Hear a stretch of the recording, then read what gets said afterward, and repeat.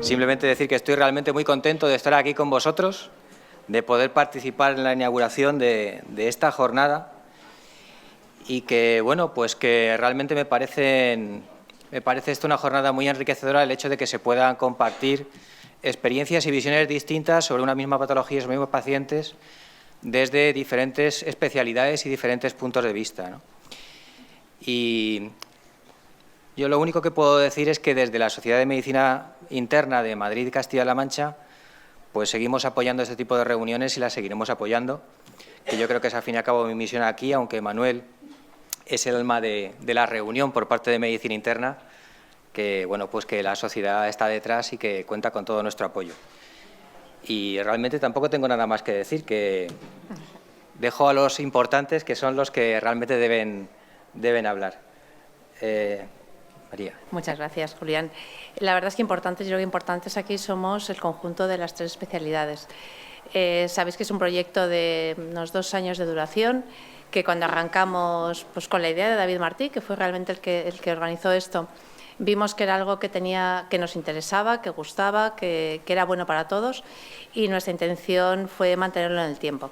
Este año la Sociedad Castellana de Cardiología no ha podido seguir aquí, pero la verdad es que la cardiología ha seguido, cosa que yo os he agradecido personalmente a todos, porque la verdad es que todos habéis respondido muy bien y porque yo creo que al final es algo que a vosotros también os interesa y que nos interesa a todos. Nuestra intención es mantenerlo porque además las sensaciones que estamos todos dando vueltas alrededor del mismo paciente y si el centro es el paciente, pues nosotros tenemos que estar orientados por lo menos de forma organizada y no tirando cada uno para su lado, que es un poco el espíritu de esta reunión, que al final todos orientemos el tratamiento del paciente de una manera por lo menos no contraria, y siempre aportando y siempre dando valor a lo que hacemos, ¿no? Sin repetir cosas, sin duplicar visitas, haciendo que las cosas realmente cambien para el paciente. Entonces, bueno, gracias a todos por estar aquí. La intención efectivamente es mantener este proyecto todo el tiempo que podamos, porque además bueno, pues, creemos que aún queda mucho por desarrollar en este campo de 3 especialidades conjuntas y bueno, espero que todos lo pasemos muy bien y que además aprendamos y que nos planteemos cosas y sobre todo que nos planteemos cosas desde la perspectiva que no es la nuestra, ¿no? Desde la perspectiva de las especialidades que no son las que tenemos más interiorizadas, porque seguro que eso nos va a enriquecer. Muchas gracias. Muchas gracias, María.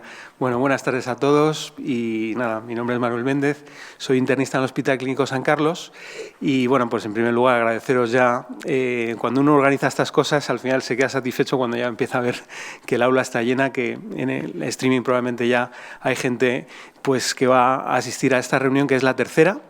Empezamos con un proyecto modesto, pero que la verdad que se ha ido consolidando a lo largo del tiempo, con un poco esa filosofía de, bueno, pues vamos a aprender todos más de río vascular desde el punto de vista de la cardiología, desde el punto de vista de medicina interna, de la nefrología, y probablemente en este foro donde somos especialistas que atendemos, como bien ha dicho María, todos de manera integral al paciente, pero cada uno desde su punto de vista, pues aquí sumamos todos y con todo nuestro conocimiento yo creo que al acabar la reunión siempre aprendemos mucho para que al día siguiente cuando vayamos a ver un paciente pues lo manejemos de la mejor manera, ¿no? También nos ayuda pues a unirnos para mejorar nuestras competencias, como los talleres que habéis podido asistir, ¿no? Y donde bueno pues aprendemos todos a hacer una ecocardioscopia aunque seamos nefrólogos o internistas o al revés, o el internista enseña al nefrólogo a valorar la vena cava o hacer un subcostal y al revés, un nefrólogo le enseña un Doppler renal a un internista, a un cardiólogo. A mí me parece esto pues maravilloso, ¿no? Agradecer sobre todo también, aparte de vuestra asistencia, pues al Colegio de Médicos la sede que nos ha dejado, que yo creo que es realmente pues fantástica para esta reunión, al grupo de comunicación que está aquí, a la Secretaría Técnica de Somane, que ha hecho un esfuerzo muy grande por llevar adelante la reunión y lo ha coordinado de una manera magnífica. Con Somimaca, qué decir, ¿no? La verdad que con Somimaca tengo el corazón partido, tengo a muchos compañeros aquí en la Junta Directiva que apoyan el proyecto desde la primera reunión, muchos compañeros internistas de muchos hospitales de Madrid.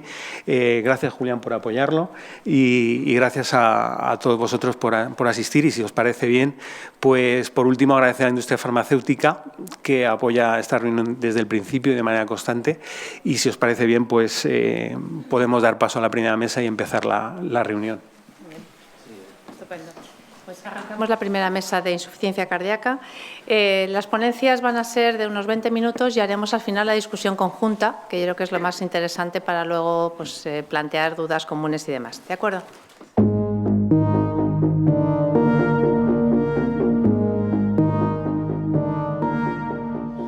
Buenas tardes a todos.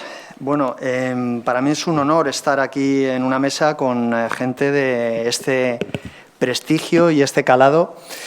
Yo creo que lo que vamos a intentar hacer es una mesa dinámica en la que se van a abordar pues, aspectos muy de nuestro día a día, muy prácticos, muy clínicos, muy asistenciales y con esta visión transversal, multidisciplinar y global que yo creo que tiene que impregnar a nuestra práctica clínica habitual. Comparto la moderación con excelentes profesionales y compañeros y que yo creo que es casi insultante decir quiénes son y de dónde vienen, con la trayectoria que les avala. Almudena Castro, cardióloga, todos la conocéis. Pues un ejemplo a seguir en cuanto a difundir líneas de novedades, de por dónde tirar, qué es lo último que hay que hacer en determinados escenarios. O sea que yo creo que en ese sentido todos la conocemos y, por supuesto, al doctor Portoles Pérez de Puerta de Hierro, pues de reconocido prestigio y su ciencia le avala, por decirlo de alguna manera. Sin más, yo creo que si queréis presentáis a los compañeros que van a dar su visión particular desde su especialidad de escenarios clínicos concretos y que vamos a compartir entre todos. La idea es que pueda haber pues, un tiempo de debate que al final es lo más enriquecedor en este tipo de reuniones pequeñas y muy de diálogo y seguramente que surgen pues, muchísimos temas, tanto o más interesantes que los que aquí se van a tratar. Pues nada, si me dejáis, presento yo a Zorba, pues porque realmente yo tengo un vínculo con Zorba, que es el vínculo que se establece cuando un residente rota en tu hospital, ¿no? Y yo llegué a La Paz y muy poco tiempo después de llegar llegó Zorba de R1 y he vivido muchas guardias con él y da gusto, ¿no? Cuando ves a personas que empiezan desde R1 y se convierten en lo que se ha convertido Zorba, así que para mí es un placer presentarlo. Y va a hablar de insuficiencia cardíaca con fracción de eyección preservada. Bueno, pues muchas gracias, sobre todo por tu presentación, Almudena, y a los organizadores por la invitación para hablar de insuficiencia cardíaca con fracción de eyección preservada. Soy Zorba Blázquez del Hospital Gregorio Marañón y soy cardiólogo. La insuficiencia cardíaca con fracción de eyección preservada está tomando mucho interés en los últimos años. Probablemente antes era una patología casi denostada, pero que con los años se está investigando cada vez más y se están descubriendo nuevas terapias y está cobrando mucho interés. Se estima que en el mundo hay unos 64 millones de personas que tienen insuficiencia cardíaca.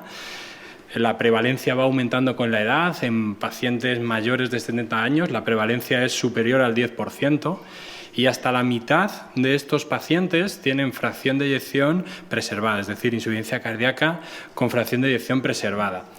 Estos pacientes, en comparación con los que tienen fracción de eyección reducida, pues son más mayores, hay una mayor proporción de mujeres y tienen más comorbilidades. Ingresan de media, como podéis ver aquí, hasta 1.4 veces al año, es decir, son pacientes reingresadores, son pacientes que pasan mucho tiempo en el hospital. Esta alta tasa de hospitalizaciones va a suponer un elevado coste para el sistema sanitario y se establecen en muchos países estrategias para intentar reducir el gasto derivado de las hospitalizaciones. Son pacientes, además, que tienen una pobre calidad de vida percibida y la mortalidad, aunque da la sensación de que es una enfermedad que puede ser benigna, es alta. Como veis aquí, un 15% de mortalidad anual en la IC con fracción de eyección preservada. En cuanto a la fisiopatología, ¿por qué se produce esta patología? Pues la teoría causal o de por qué se produce ha ido evolucionando a lo largo de los años. Antiguamente se pensaba que la hipertensión arterial era la causa de esta patología, que producía hipertrofia y disfunción diastólica y por eso se acababa produciendo este tipo de insuficiencia cardíaca. Sin embargo, no todos los pacientes tienen hipertensión arterial y, de hecho, hay pacientes que tienen insuficiencia cardíaca con fracción de eyección preservada que ni siquiera tienen hipertrofia. Ha ido tomando cada vez más interés la inflamación, muchas veces vinculada a las comorbilidades, como causa de IC preservada. ¿Qué ocurre? Pues por una parte la inflamación produce estrés oxidativo, produce inflamación miocárdica, produce disfunción microvascular y por estos mecanismos puede conllevar una disfunción cardíaca y producir este fenotipo de IC con fracción de eyección preservada. Se está hablando cada vez más de los perfiles. ¿Por qué? Porque estos pacientes al final son muy heterogéneos. Esta patología es una especie de cajón desastre que engloba muchas patologías, que tiene además afectación multisistémica a nivel de diferentes órganos y se está intentando pues, meter cajones dentro de este gran saco que es la IC con fracción de eyección preservada, lo que llamamos los perfiles, e intentar de alguna forma separar el grupo de pacientes para ver qué pacientes se benefician más de unos tratamientos o se benefician más de otros. ¿Qué ocurre? Que la causa es muy variada. Tenemos desde pacientes que son diabéticos tipo 2, obesos, con cardiopatía isquémica, que pueden ser más o menos mayores, hasta una mujer joven con una miocardiopatía restrictiva familiar que no tiene nada que ver con el otro paciente. Por tanto, las etiologías son muy diferentes. Y además, algo común o que la mayoría de los pacientes van a tener es un gran número de comorbilidades. Hasta la mitad, hasta el 50% de estos pacientes tienen al menos 5 comorbilidades diferentes. Al final, lo que se está intentando hacer de alguna forma es separar o estratificar en grupos de pacientes, como hablábamos de fenotipos, para intentar llegar de alguna forma a lo que creo que será el futuro de la IC con fracción de eyección preservada, que es una medicina o un manejo personalizado en función del fenotipo o el perfil del paciente. Al final, ¿qué es la insuficiencia cardíaca con fracción de eyección preservada? Pues la definición viene muy marcada por los grandes estudios farmacológicos en este tipo de pacientes. Lo que ocurre es que no tenemos claro qué entendemos por IC con fracción de eyección preservada, porque cada estudio, cada ensayo clínico ha utilizado unos criterios de inclusión que son diferentes. Aquí tenemos los 4 grandes estudios de los últimos años, que sea el TOPCAT con espironolactona, Paragon con sacubitril/valsartán, Emperor Preserved con empagliflozina y el DELIVER con dapagliflozina, y como veis los criterios de inclusión fueron diferentes, unos fracción de eyección por encima del 45%, otros por encima del 40%, algunos requerían una alteración estructural en ecocardiograma y otros no, diferentes puntos de corte de péptidos natriuréticos, por tanto, al final, pues cada estudio miró una cosa diferente. Los más parecidos son probablemente los del ISGLT2. Al final, para diagnosticar IC preservada, necesitamos un ecocardiograma arreglado y los péptidos natriuréticos, porque como podéis ver ahí, el paciente tiene que tener, según los criterios de la Sociedad Europea de Cardiología para el diagnóstico de IC con fracción de eyección preservada, síntomas y signos de insuficiencia cardíaca, una fracción de eyección superior al 50%, pero también es necesario que haya una alteración estructural en ecocardiograma o funcional compatible con disfunción diastólica o con elevación de las presiones de llenado y elevación de los péptidos natriuréticos. Además, nos recoge ahí, como veis en esa frase que yo creo es muy importante, que dice: cuantas más alteraciones tenga, más probable es el diagnóstico de insuficiencia cardíaca con fracción de eyección preservada. Y hay una tabla muy interesante en las guías que nos dice qué parámetros tenemos que mirar para diagnosticarlo. Que tenga hipertrofia, una masa cardíaca alta, que tenga dilatación de la aurícula izquierda, que tenga un ratio E' alto, que a lo mejor para los que no estéis familiarizados esto es una forma de estimar de forma no invasiva la presión capilar pulmonar o las presiones de llenado de la parte izquierda del corazón, elevación de péptidos natriuréticos o datos compatibles con hipertensión pulmonar por el ecocardiograma. Esta revisión me parece muy interesante, es una revisión reciente que hace una especie de algoritmo de cómo enfrentarnos desde el principio hasta el final al paciente con sospecha de IC preservada. Te dice: lo primero, mira los síntomas, mira si tiene factores de riesgo de esta patología, obesidad, diabetes, hipertensión, paciente añoso, haces un ecocardiograma, si tiene una fracción de eyección por encima del 50%, pues lo primero te dice descarta otras causas que pueda tener ese paciente y siempre, ojo, muy importante, piensa si puede haber alguna patología con un tratamiento potencialmente curable o tratable, alguna patología específica. Y luego nos establece dos grupos de pacientes, que sería la columna de la izquierda. Tenemos por un lado el paciente que tiene síntomas de insuficiencia cardíaca y congestión manifiesta, que es en 2/3 de los pacientes se presentan de esta forma, y luego tendríamos el paciente que sería más ambulatorio, a lo mejor de una consulta general, que se presenta con una disnea inexplicada pero sin una congestión manifiesta y en el cual el diagnóstico a veces es más difícil.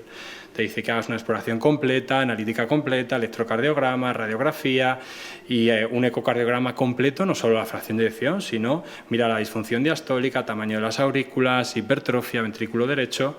Y luego, lo siguiente será hacer un NT-proBNP, porque no podemos diagnosticar esta patología sin elevación, en principio, de los péptidos natriuréticos. O, en general, las guías recomiendan determinar siempre el NT-proBNP.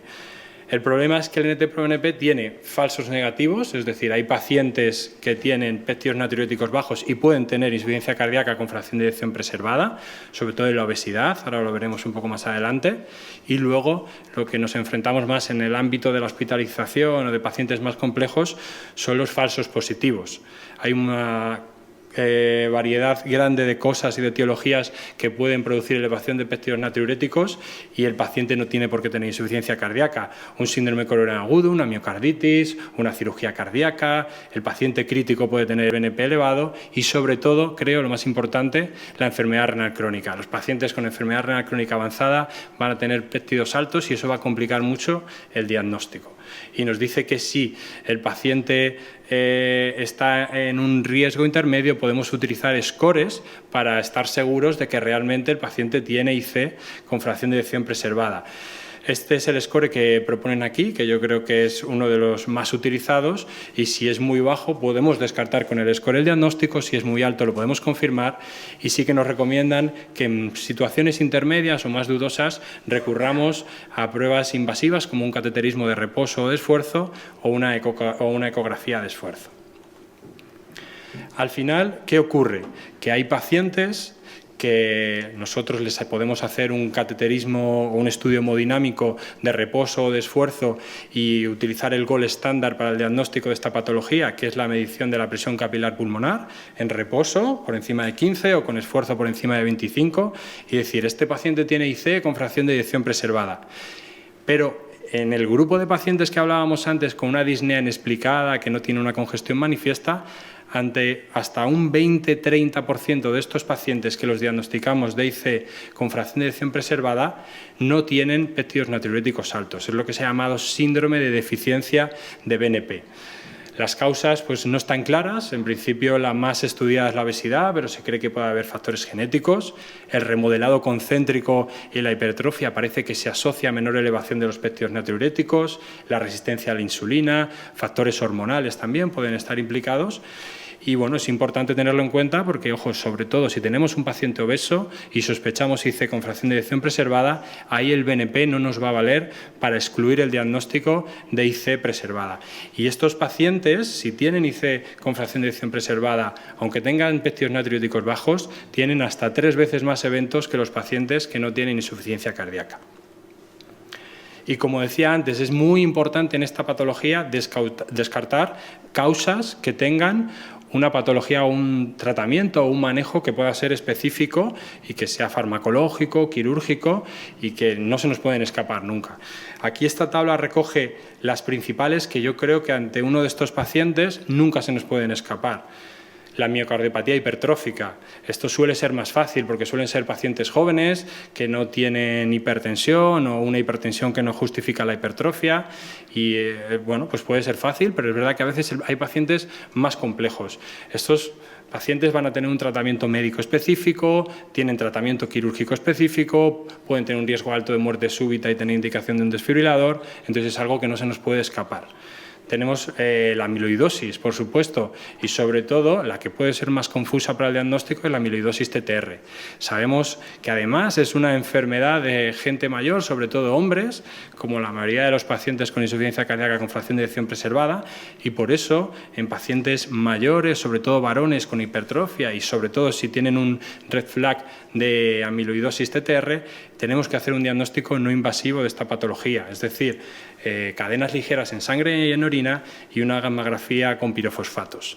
¿Por qué? Porque ya están llegando al mercado terapias específicas que tienen beneficio pronóstico en este tipo de pacientes y además también hay formas hereditarias en las que hay que hacer un estudio familiar y también poner una terapia que es específica.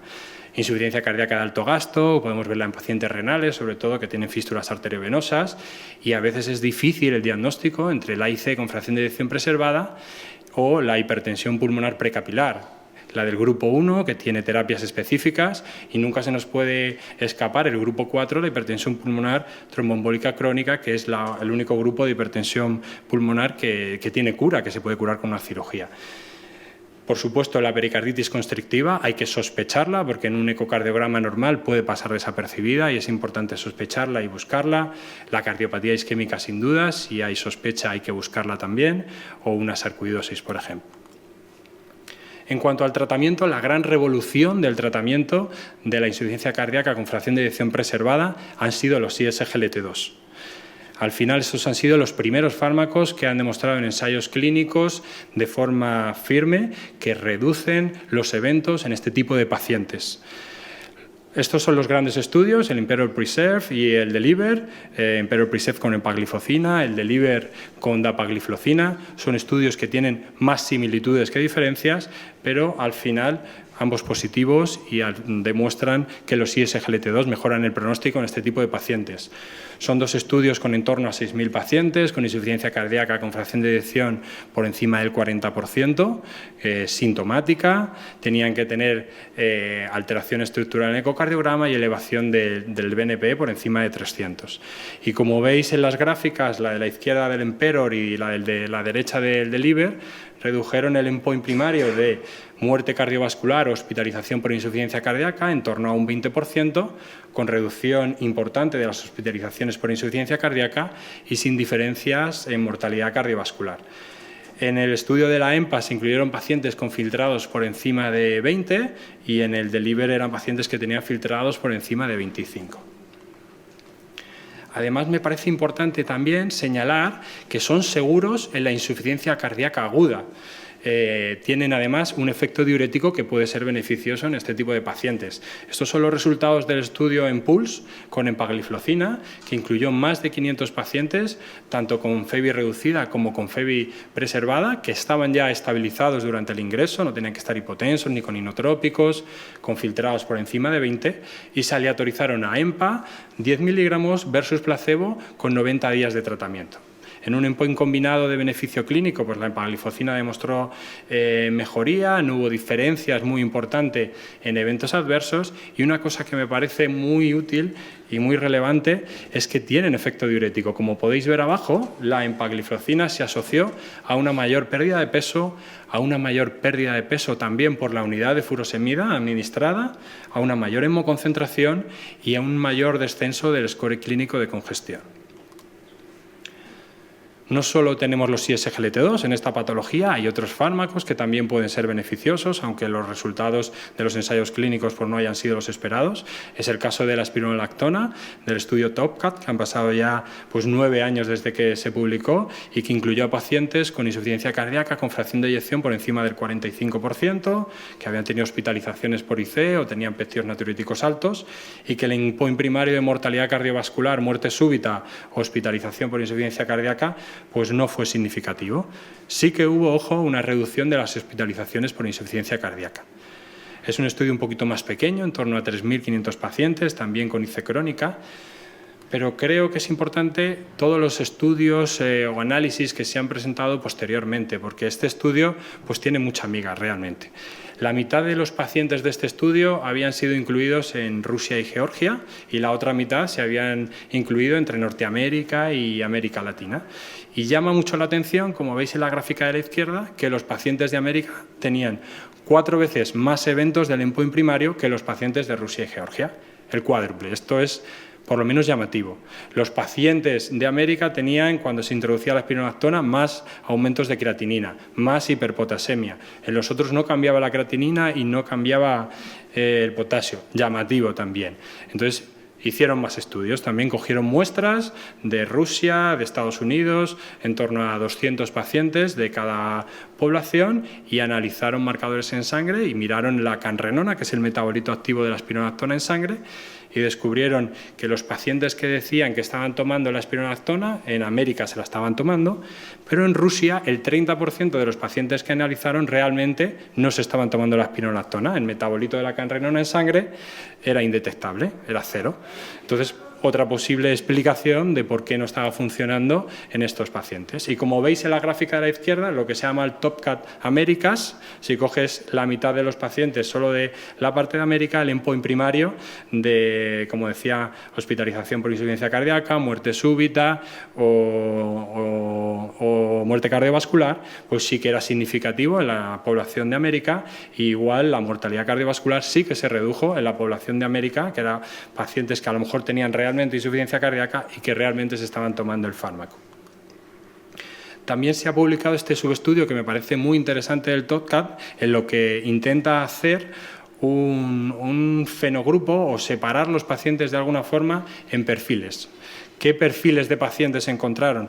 De alguna forma lo que hicieron fue mirar muchos biomarcadores en sangre de fibrosis, de inflamación, del sistema renina-angiotensina-aldosterona, de activación del sistema simpático y miraron un montón de parámetros ecocardiográficos y de ecografía arterial e intentaron establecer perfiles de pacientes. Encontraron 3 perfiles. Esto es en pacientes con insuficiencia cardíaca con fracción de eyección preservada en general, no en el TopCat.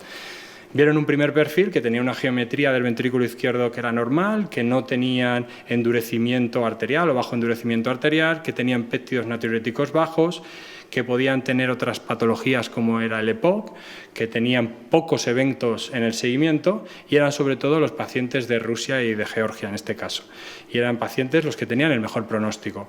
Luego encontraron un segundo perfil, los pacientes que tenían un remodelado cardíaco concéntrico, con endurecimiento arterial, con crecimiento de la aurícula izquierda, con fibrilación auricular, que tenían activación del sistema inmune, que tenían péptidos natriuréticos altos y que tenían más eventos que el grupo anterior en el seguimiento. Y encontraron un tercer perfil, el paciente obeso, diabético, con inflamación, con elevación del TNF-alfa, que tenían disfunción renal y disfunción hepática, que tenían niveles altos de renina en sangre y que eran los que tenían más eventos en el seguimiento, la curva negra de las que veis ahí, y estos eran los que tenían más respuesta o digamos los que reducía más los eventos la espironolactona y probablemente es el grupo que más se beneficia del fármaco. En cuanto al sacubitril/valsartán, también sabéis que se ha publicado el estudio Paragon, eran pacientes con IC crónica con fracción de eyección por encima del 45% y en el que se vio que el endpoint combinado de muerte cardiovascular o hospitalización por insuficiencia cardíaca no fue significativo, la famosa P de 0,056. Es un estudio de casi 5.000 pacientes que compara sacubitril/valsartán frente a valsartán, no frente a placebo, y esto hay que tenerlo en cuenta también. Y bueno, pues no hubo una reducción de la muerte cardiovascular ni de clara de las hospitalizaciones ni el endpoint primario, pero sí que se vio que hay subgrupos que pueden beneficiarse del fármaco, como pueden ser los pacientes que tenían menor fracción de eyección, por debajo de la mediana del 57%, sobre todo aparece más respuesta en las mujeres, por tanto lo podemos plantear en algunos subgrupos de pacientes, aunque el estudio pues, fuera neutro. ¿Y qué pasa si añadimos sacubitril/valsartán y espironolactona al tratamiento con ISGLT2 en la IC con fracción de eyección preservada? Pues este estudio de alguna forma intentó ver qué podría ocurrir si juntáramos un poco los resultados de todos los estudios, tiene muchas limitaciones, ¿no? Pero sí que vemos en las gráficas de arriba que en el grupo más bajo de fracción de eyección, que sería entre el 45 y 55%, parece que añadir estos fármacos al ISGLT2 puede asociarse a una reducción de eventos, del evento combinado de mortalidad cardiovascular más hospitalización por insuficiencia cardíaca. Al final no nos podemos olvidar de los diuréticos porque son la piedra angular del tratamiento farmacológico de esta patología y, por supuesto, de la furosemida y de la torasemida, de los diuréticos de ASA, que ya sabéis por el estudio que se ha publicado hace poco, el Transform-HF, que no hay diferencias entre la utilización de torasemida y furosemida y ambas son opciones válidas. No traigo las guías europeas de insuficiencia cardíaca porque son del 2021, previas a la publicación de los estudios con ISGLT2, pero las americanas, que son de un año después, sí que han incluido los resultados de estos estudios. Entonces, ¿qué nos dicen en el tratamiento de la IC con fracción de eyección preservada? Indicación dosal, los ISGLT2, utilízalos en todos los pacientes. Y luego te dice que en pacientes seleccionados te puedes plantear la utilización de otros fármacos para reducir hospitalizaciones. Hablamos en pacientes con fracción de eyección por encima del 50%. Puede ser el sacubitril/valsartán, los antialdosterónicos, el candesartán, que no lo he contado ahora, pero hay un estudio también con candesartán que tuvo un endpoint combinado que fue negativo, pero también redujo las hospitalizaciones por insuficiencia cardíaca. Y de los betabloqueantes que hay, ¿no? Porque estamos hablando de todos estos fármacos, pero no he dicho nada de los betabloqueantes. No hay grandes estudios o ensayos clínicos con betabloqueantes, los ensayos clínicos son pequeños. Hay sobre todo estudios observacionales con propensity score que sugieren que puede haber una reducción de eventos, pero no tenemos una evidencia clara de que haya que utilizar los betabloqueantes fuera de, a lo mejor, la cardiopatía isquémica cuando pueda estar indicado para tratamiento de la angina o una fibrilación auricular con respuesta ventricular rápida.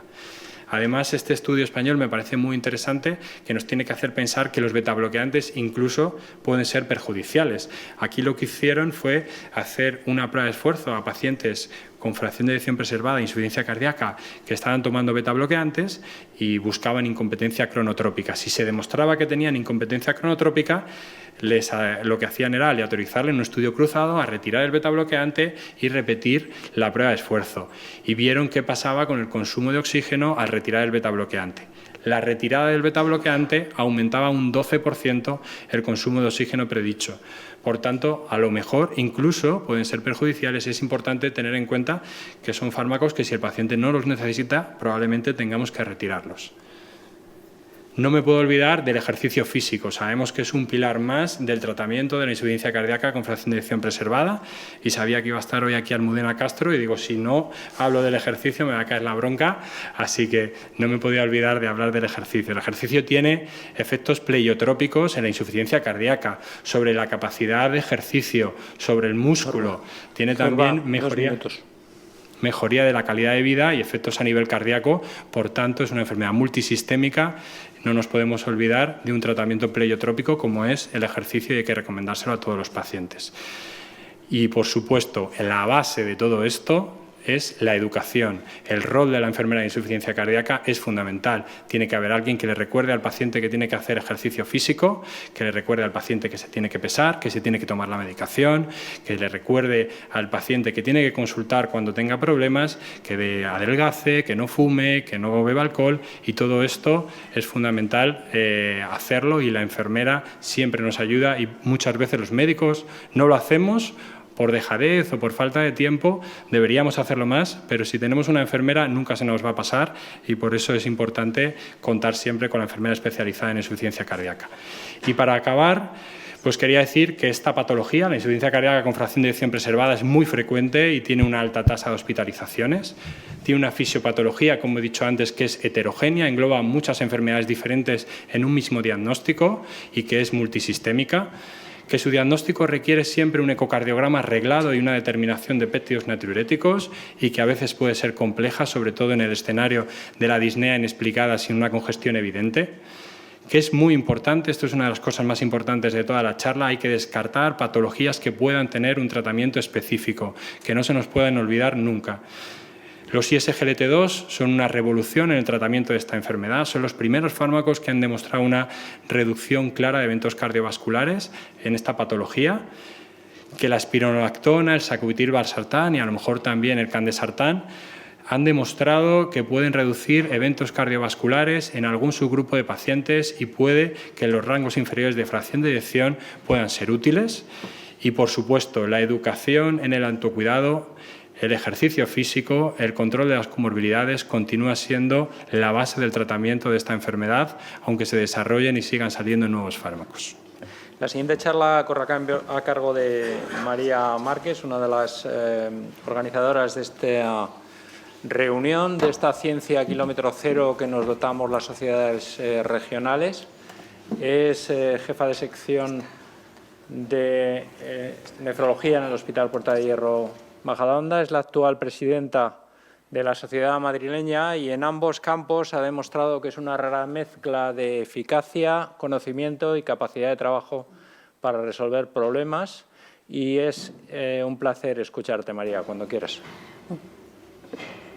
Muchas gracias por la presentación y la verdad es que reconozco mi valía cuando consigo que mi jefe me presente así. Así que...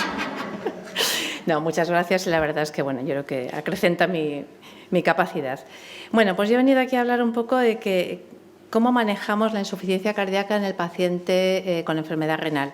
Y sobre todo vengo a exponer un poco lo que yo he aprendido en los 2 últimos años, que es cuando he empezado a trabajar de forma conjunta con los cardiólogos, porque la verdad es que muchas cosas tengo que reaprender lo que yo entendía por fisiopatología en la enfermedad renal. Este es un poco el guión de lo que voy a hablar.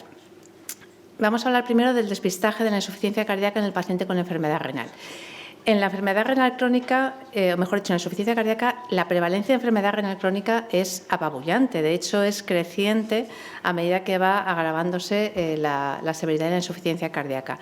De tal manera que más del 50% de los pacientes en estadios avanzados tienen enfermedad renal. Y hasta ahí todo bien, lo tenemos asumido, que el paciente que lleva al cardiólogo y que necesita mucho diurético y demás es un paciente que va a tener filtrados glomerulares un poquito disminuidos. Pero la inversa nos ha costado más descubrirlo, y es que el paciente con enfermedad renal crónica desarrolla mucha insuficiencia cardíaca, especialmente algunos grupos como son el de hemodiálisis, donde a veces lo diagnosticamos, bueno, cuando hacemos ecocardiogramas seriados a lo mejor con un poquito más de facilidad, pero no siempre, pero casi siempre lo acabamos diagnosticando por eventos, porque el paciente ingresa en edema agudo de pulmón.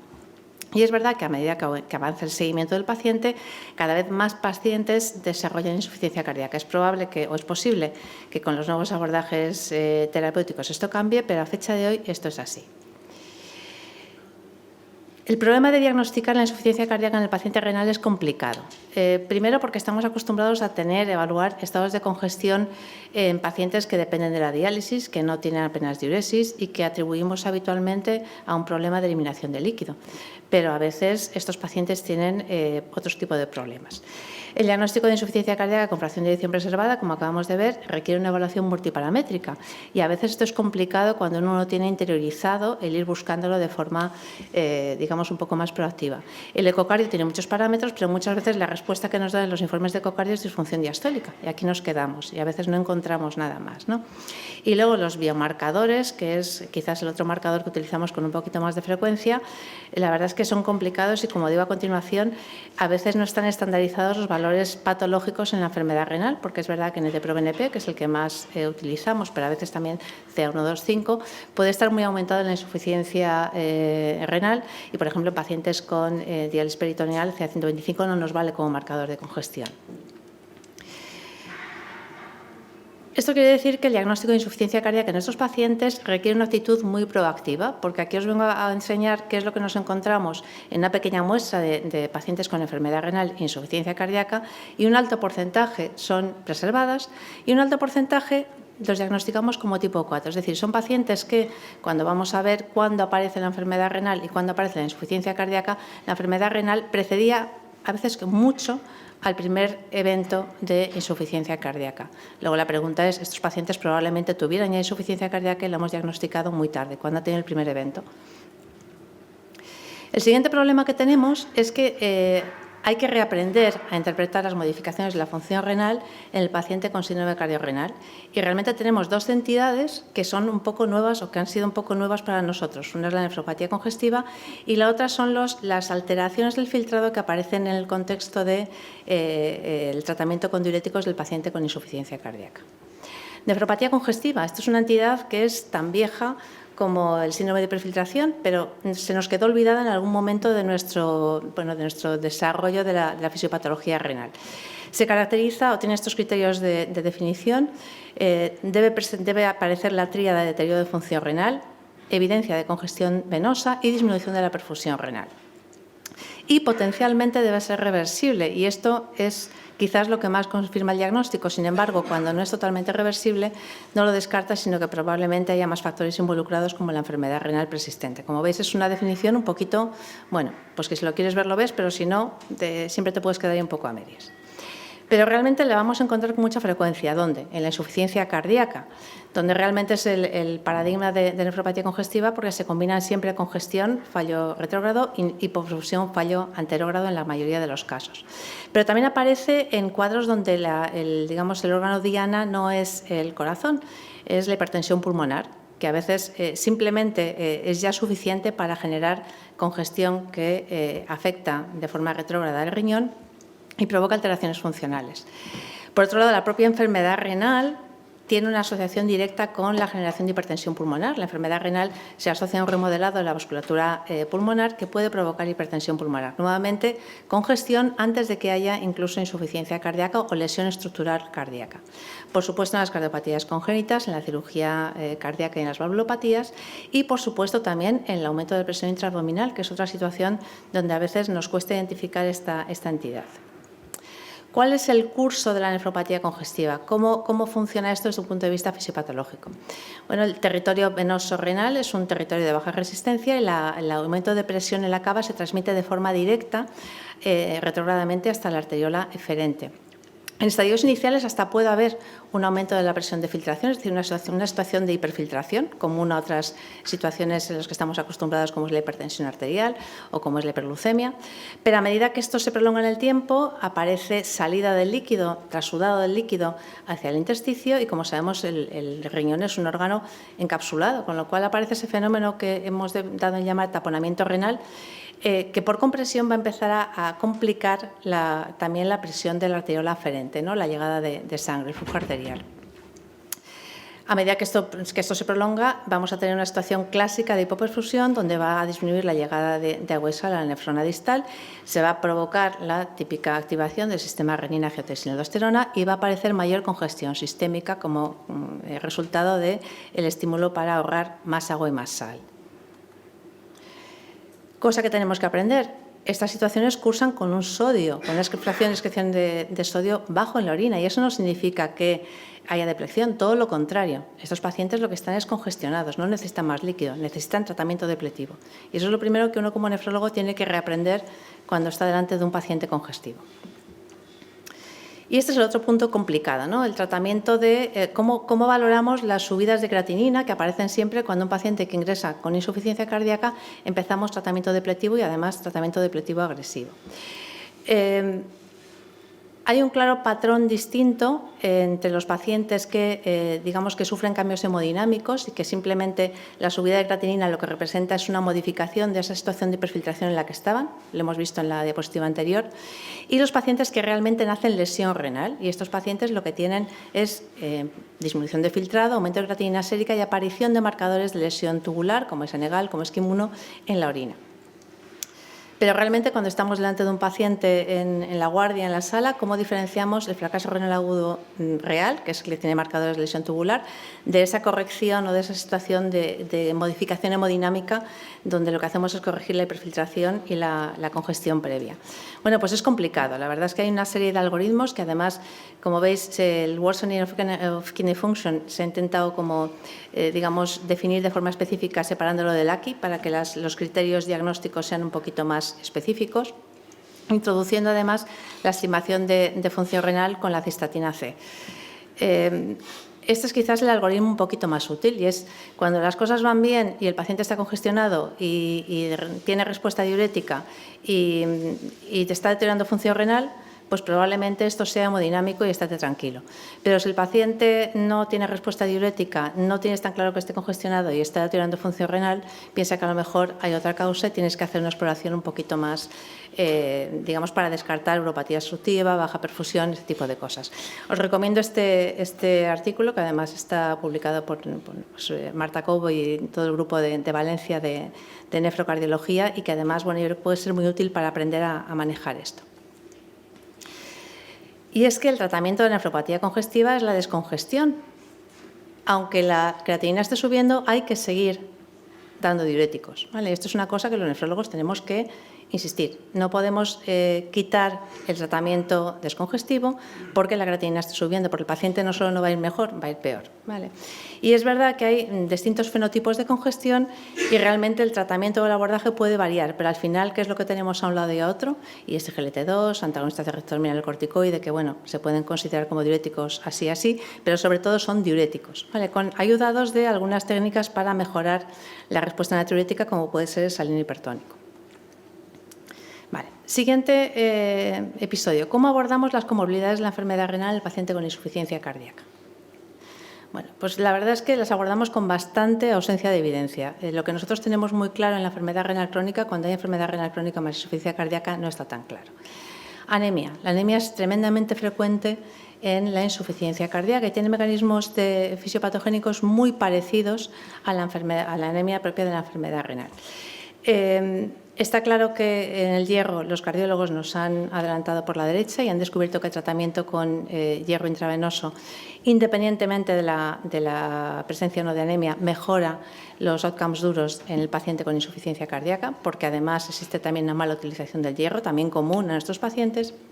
Sin embargo, aunque la EPO se sigue recomendando en el tratamiento de la anemia asociada al síndrome cardiorrenal, ¿cuál es el target de hemoglobina? Es una cosa que hemos trasladado desde nuestras guías, pero probablemente esto no tiene por qué ser cierto y es algo que tendremos que validar en los próximos años. El hiperpara, tremendamente frecuente cuando lo buscamos, cuando medimos PTH. Si no medimos PTH no tenemos hiperparas, pero cuando uno empieza a pedir PTH se encuentra con cifras de PTH desorbitadamente elevadas para lo que uno esperaría para esos filtrados. ¿Por qué? Porque hay un eje común entre el hiperparatiroidismo secundario y el hiperaldosteronismo secundario que suelen tener estos pacientes y se potencian estas dos lesiones. Y probablemente FGF23 esté detrás de esta situación.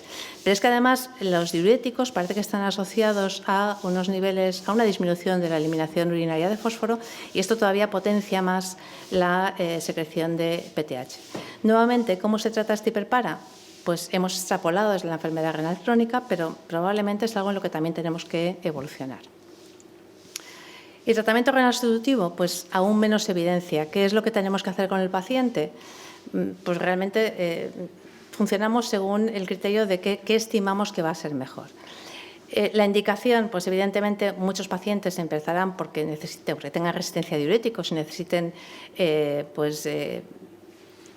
hacer que el tratamiento depletivo sea eficaz, pero muchos de estos pacientes lo que tienen es una enfermedad renal que va evolucionando en el tiempo. Entonces, probablemente sean grupos totalmente heterogéneos y es muy complicado en estas circunstancias saber qué es lo que es mejor en el síndrome cardiorrenal. Es verdad que la diálisis peritoneal, por ser hemodinámicamente más amigable, es la técnica de elección, pero no hay una contraindicación completa para la hemodiálisis y además en muchos casos se hace y se hace con éxito. ¿Por qué los nefrólogos ahora empezamos a hablarnos con los cardiólogos con los nefrólogos, cuando realmente el problema del síndrome cardiorrenal está descrito desde hace muchos años y vivíamos todos felices hasta ahora? Vivíamos felices de tal manera que bueno, los tipos 2, digamos los que eran cardiorrenales los veían más los cardiólogos y los que eran más renocardíacos los veíamos más los nefrólogos y nos peleábamos cuando el paciente coincidía. Bueno, pues realmente esto ocurre porque han aparecido fármacos que han cambiado el pronóstico de nuestros pacientes y que nos han obligado al final a ponernos de acuerdo. Entonces, este es el motivo de por qué estamos probablemente en parte, no solo por esto, ¿no?, hoy aquí y por qué hemos empezado un poco a evolucionar en paralelo en esta patología. ¿Qué hacemos con los fármacos pronósticos cuando el paciente tiene enfermedad renal crónica? Porque eso está muy bonito y la verdad es que efectivamente cada vez hay más evidencia de tratamientos en reducida, en preservada, pero cuando el paciente tiene enfermedad renal, ¿realmente esta evidencia se mantiene? Bueno, pues vamos a revisar un poco qué sabemos. Con los betabloqueantes, la verdad es que la enfermedad renal da pocos problemas, salvo el ajuste de dosis de algunos betabloqueantes, no de todos, pero el betabloqueante se suele tolerar bien y hemodinámicamente, además, los más selectivos no suelen dar problemas. Los antagonistas de receptor mineralocorticoide, pues la verdad es que para nosotros son un clásico porque llevamos usándolos toda la vida, sobre todo para el control de la proteinuria. Y, de hecho, se ha evaluado la combinación con los inhibidores de renina, angiotensina y aldosterona en muchísimas ocasiones y siempre con un resultado muy parecido. Esto es muy eficaz para frenar la proteinuria, pero no es eficaz para mejorar la progresión de la enfermedad renal y con un coste de efectos secundarios muy importantes. Con lo cual, hasta ahora estos fármacos para nosotros no han sido muy amigables, nos dan bastantes problemas y no nos han demostrado nada realmente potente.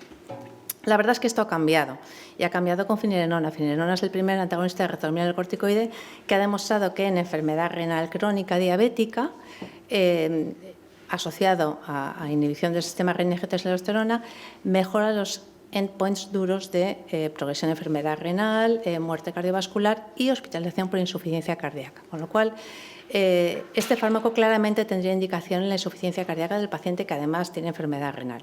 Pero es verdad que de momento estamos a la espera de poder disponer de él.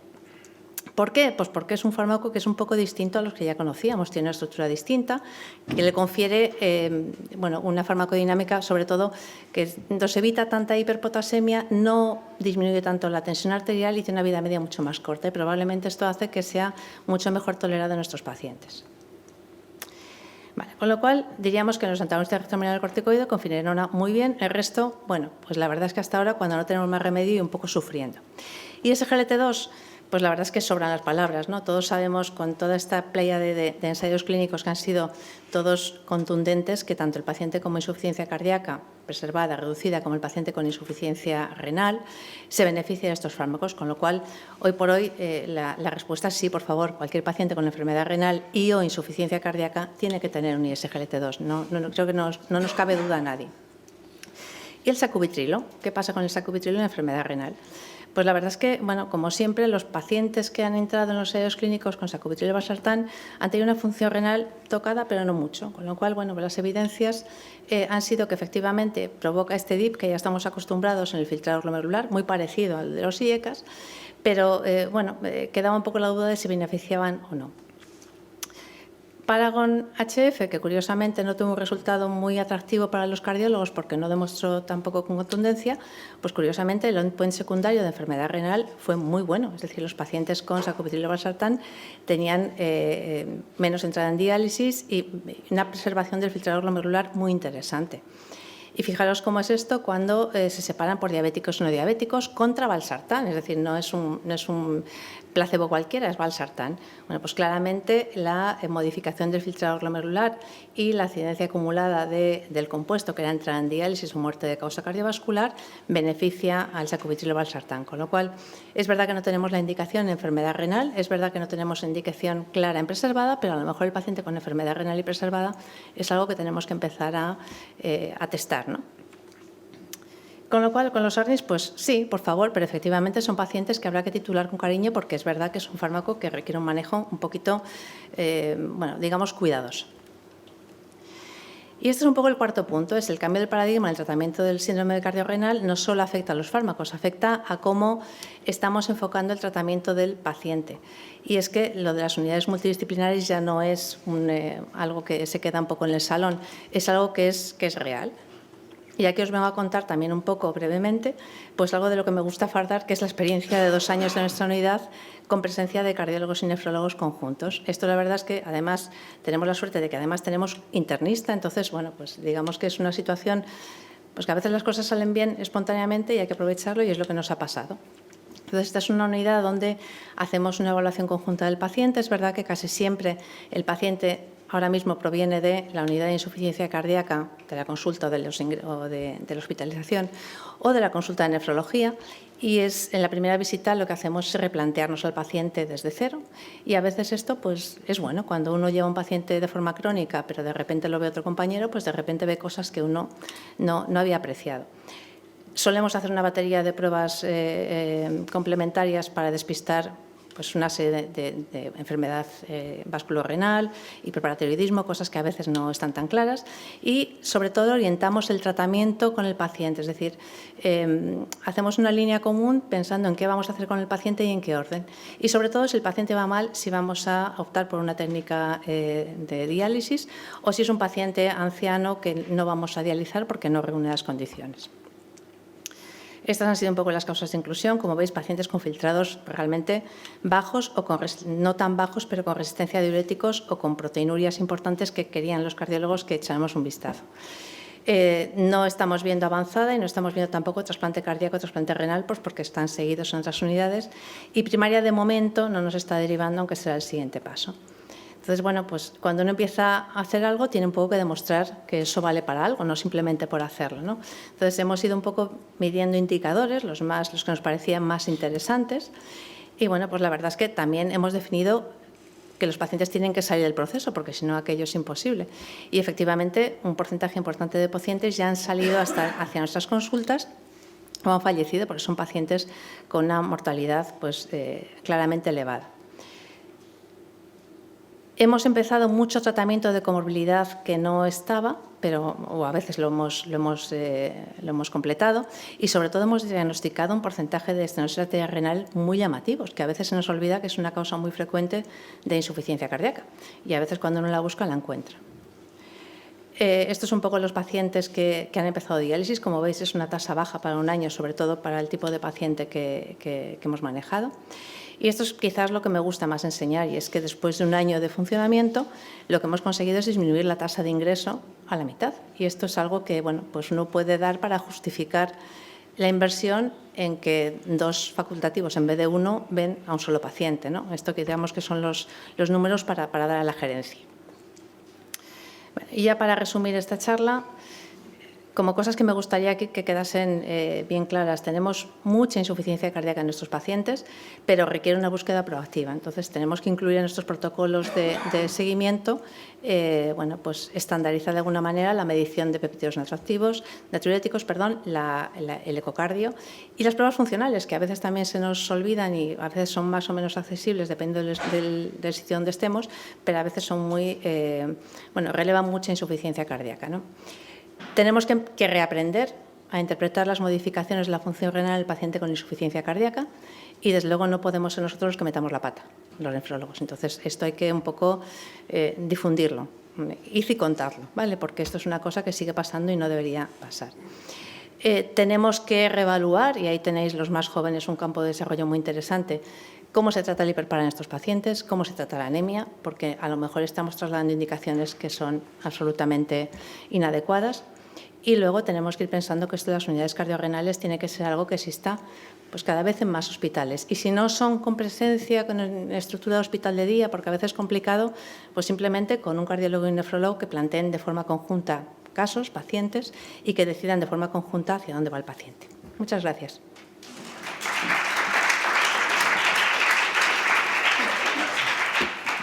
Bueno, pues a continuación Manuel nos va a hablar del abordaje en las unidades de insuficiencia cardíaca de los pacientes frágiles y con comorbilidades.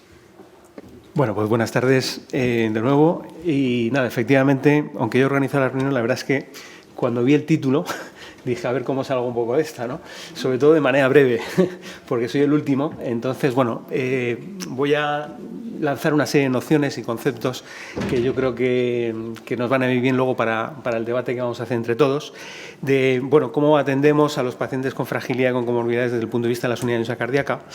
Y lo primero que os traigo un poco sobre la mesa es algo que imagino que sabéis, pero es el gran impacto que, por ejemplo, tiene la fragilidad en el paciente de insuficiencia cardíaca. La mayor parte de los estudios, fijaos, hay un solapamiento entre fragilidad y insuficiencia cardíaca en el 50% de los pacientes.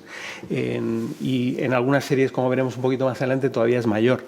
Si además eso le juntamos que estamos ante un paciente frágil que estamos viendo en la consulta o en la hospitalización, pero en el caso de las unidades de insuficiencia cardíaca habitualmente es la consulta, y es un paciente mayor con múltiples comorbilidades, que esto es lo que solemos ver en el día a día la mayor parte de nosotros, los internistas, los nefrólogos y los cardiólogos prácticamente, porque vemos pacientes añosos. Fijaos que a medida que se van aumentando más comorbilidades, como veis en la gráfica de la derecha, pues la tasa de ingreso y mortalidad es mayor en estos pacientes.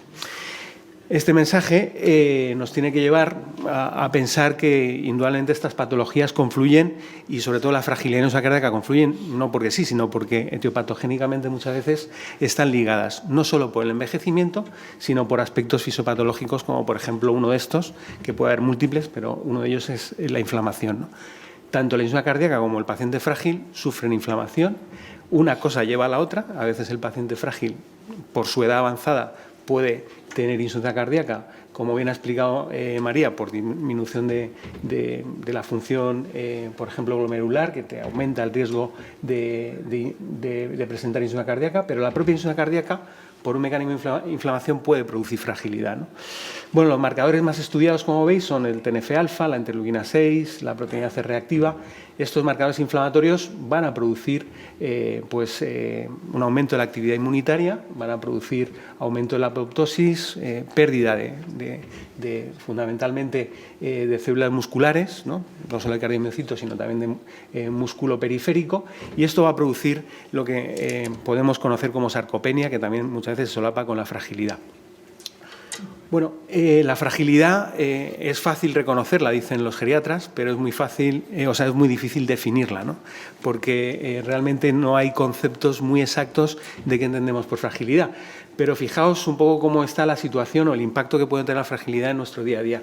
Esto es la escala de fragilidad evaluada por Rockwood, simplemente cuando el paciente es valorado por su médico, cuando le ve pacientes hospitalizados en un registro que impulsamos desde la Sociedad Española de Medicina Interna, el registro Profundic, a través del grupo de insuficiencia cardíaca de la SEMI, y como veis, lo raro es que nos encontremos con un paciente robusto. O sea, la mayor parte de nuestros pacientes tienen cierto componente de fragilidad y van, por tanto, a acompañar la fragilidad durante toda la evolución de la insuficiencia cardíaca una vez que lo diagnosticamos. En el ámbito de la cardiología, en consultas de cardiología y de manera ambulatoria, el impacto que tiene también es enorme, ¿no? No solo en prevalencia, sino, como veis, a estos pacientes que también se les evaluaba con una escala visual de fragilidad y además se les pasaba una escala Frey a la izquierda, pues se vio que la cantidad de pacientes frágiles que había era por encima del 40%. Pero además, cuando tú les sigues prospectivamente, independientemente del tratamiento que optimizaba el cardiólogo en la consulta, pues estos pacientes que estaban frágiles tenían mayor tasa de mortalidad y de ingreso hospitalario, ¿no? Es decir, que además de ser prevalente tiene un impacto muy importante, ¿no? Tan es importante ahora mismo la fragilidad que la Comunidad de Madrid ha lanzado este plan de atención integral al paciente que tiene fragilidad. Y no solo ya en el paciente en el cual está establecido, sino que te recomiendan que si un paciente va a la consulta con más de 70 años, le hagas un screening de fragilidad, es decir, busques la fragilidad, porque lo importante es el diagnóstico precoz, ¿no? Entonces, fijaos lo que recomiendan, realizarle a un paciente un test de Barthel. Si el paciente tiene un test de Barthel igual o inferior a 90, busques activamente cribado de fragilidad con la batería LSPB, que es un test que podemos realizar con ayuda de enfermería y donde vamos a explorar la capacidad que tiene el paciente, la velocidad de la marcha, vamos a explorar también el equilibrio, ¿no? Y vamos a explorar también la fuerza que tiene el paciente para levantarse o sentarse desde una silla, ¿no? Estos marcadores debemos de integrarlos ya en el día a día en los pacientes con insuficiencia cardíaca, al igual que les auscultamos, al igual que les vemos en el NT-proBNP, la función renal. Es decir, son herramientas que van a ser fundamentales. ¿Por qué?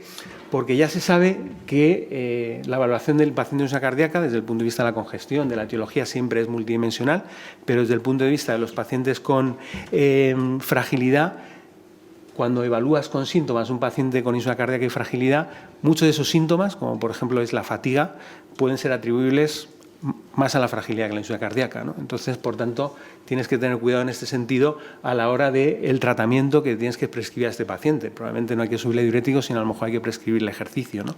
En este sentido, muchas veces para hacer terapias avanzadas, como por ejemplo colocar dispositivos, pues ya esto lo saben mejor los cardiólogos que yo, es decir, se hace un test de SPBB o de fragilidad o se pide al geriatra que lo valore para ver si ese paciente funcionalmente merece la pena que se le implante un dispositivo avanzado.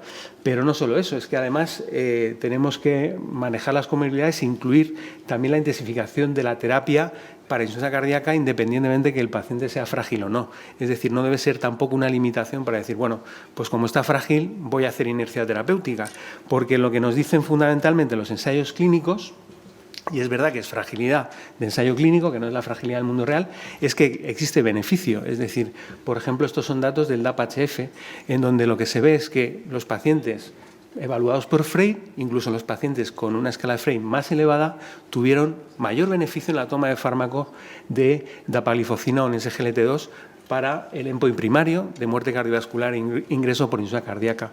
Esto te ocurre en reducida, pero también te ocurre en preservada. Estos son un subanálisis del estudio de Liver, donde fijaos, aquí también se evalúan los pacientes por Rockwood, pero los pacientes más frágiles, donde tú probablemente te inhibirías más a decir, bueno, a ver si este fármaco va a ser seguro en un paciente frágil, pues fijaos, sorprendentemente encontramos un mayor beneficio justamente en los pacientes de mayor riesgo. Por tanto, también es importante que integremos o reaprendamos, como bien decía María, que ante el paciente frágil también tenemos que ser proactivos en la optimización terapéutica y en más herramientas desde este punto de vista. Bueno, ¿qué hemos demostrado nosotros desde el punto de vista de las unidades de insuficiencia cardíaca? Pues, ¿qué pueden ofrecer a los pacientes frágiles? Bueno, pues primero yo creo que autocrítica tenemos que integrar las herramientas que os he puesto en la primera parte de la charla, ¿no? Porque lo que nosotros hemos publicado es que los pacientes con comorbilidad, ancianos, que son atendidos en unidades de insuficiencia cardíaca, lideradas por cardiología, por internistas, el paciente tiene beneficio en términos de reingreso y tiene beneficios en términos de supervivencia. Por tanto, ya las unidades de insuficiencia cardíaca, en este sentido, están previniendo hospitalización, que, como veis, es el ámbito donde más va a empeorar la fragilidad y donde va a empeorar más el pronóstico del paciente, con lo cual ya hacen mucho por prevenir esto. Pero, desde luego, son el ámbito más adecuado para también, con ayuda de enfermería, identificar a los pacientes frágiles, ¿no? Bueno, ya en el estudio que os he presentado de cardiología aparecía dentro de los marcadores del Freyd, el Rockwood, dentro de la fragilidad, uno de los marcadores que aparecía era la anemia. También encontramos, y no os voy a revisar todas las comorbilidades de la insuficiencia cardíaca para que podemos atender y que podemos mejorar el pronóstico de los pacientes de insuficiencia cardíaca, pero fijaos cómo la anemia muchas veces va ligada también al paciente frágil, ¿no? Y en este sentido, también las unidades de insuficiencia cardíaca han demostrado mucho beneficio, como ya nos ha recordado María, con las terapias endovenosas de hierro intravenoso, para el paciente que tiene deficiencia de hierro, pero también mucho para el paciente con anemia, evitando transfusiones y mejorando su pronóstico, ¿no? Y fijaos en este metaanálisis que se ha publicado hace unas semanas en la revista Europea de Cardiología, pues, como veis, juntando todos los ensayos clínicos, vemos que hay un beneficio claro de esta terapia en términos de mortalidad cardiovascular, ¿no? Y de reingreso hospitalario, con lo cual también las unidades de cardíaca pueden controlar esa comorbilidad que va a ser muy frecuente en el paciente con fragilidad e insuficiencia cardíaca. Además, hablábamos de la preservada, ¿no? Borja nos lo ha revisado fantásticamente en este sentido, ¿no? Para decirnos, bueno, pues vamos a implementar el tratamiento en los pacientes con preservada. ¿Qué hacen las unidades de cardíaca? Pues también mejoran el pronóstico, ¿no? Si comparamos ambos brazos, como veis en las curvas de Kaplan-Meier, de pacientes seguidos en programa UMIPIC de insuficiencia cardíaca con pacientes que se incluyen en un registro y tienen un seguimiento convencional, pues los pacientes con seguimiento y con fracción de eyección preservada reingresan menos y se mueren menos. Pero además lo hacen en un momento en el cual no tenemos ninguna evidencia de tratamiento con ISGLT2. O sea que todo lo que hacemos en estas unidades, el control de la congestión, la educación, todo esto mejora el pronóstico de los pacientes con insuficiencia cardíaca, ¿no? Pero, bueno, como está aquí Almudena, pues indudablemente teníamos que tocar este tema. Es decir, tenemos, yo creo que hacer la autocrítica de que, bueno, pues ajustamos, subimos el beta-bloqueante, ponemos un GLT2, pedimos una función renal, venga usted en 3 meses, pero no le dedicamos probablemente, o al menos yo no le dedico el tiempo, o mi enfermera, a prescribir bien el ejercicio físico en estos pacientes que ya nos has comentado previamente que eran pacientes que se beneficiaban, ¿no? En este sentido, sobre todo los pacientes con preservada y ancianos con fragilidad. Con lo cual, bueno, pues aquí tenéis, a través de del plan de fragilidad de la Comunidad de Madrid, pues una de las herramientas que nos recomiendan entrar es en el ViviFrail, que tenéis disponible, donde, bueno, pues ahí tenéis una rueda donde podemos recomendar ejercicios a nuestros pacientes, pero también los pacientes tienen vídeos para ver ejercicios que pueden hacer en casa, pero tenemos que integrar esto un poquito más con nosotros y llevarlo al paciente y al cuidador en su día a día. Además, no tenemos tampoco que esperar a verlo en la unidad de insuficiencia cardíaca, sino que, fijaos, las intervenciones en rehabilitación en este ensayo clínico en paciente hospitalizado por insuficiencia cardíaca, pues tienen un gran beneficio desde el punto de vista que te mejoran la fragilidad, cosa que el ingreso lo que produce es un empeoramiento de la fragilidad. Fijaos cómo sube, por ejemplo, la puntuación de SPPB, el impacto que tiene en la rehospitalización y, sobre todo, el subgrupo que más se beneficia es justamente aquellos pacientes que tienen fracción de eyección preservada, ¿no? Por tanto, bueno, pues algo que nos gusta a los internistas, también a los geriatras, pero yo creo que los nefrólogos todos tenemos esa formación troncal y yo creo que ya los cardiólogos viendo su día a día, lo que no nos debemos olvidar nunca es de nuestra valoración integral del paciente. Es decir, ya no nos podemos quedar, como hace unos años, en evaluar al paciente con insuficiencia cardíaca, la clase funcional de la anija, si está congestivo o no, le optimizo el tratamiento, poco más.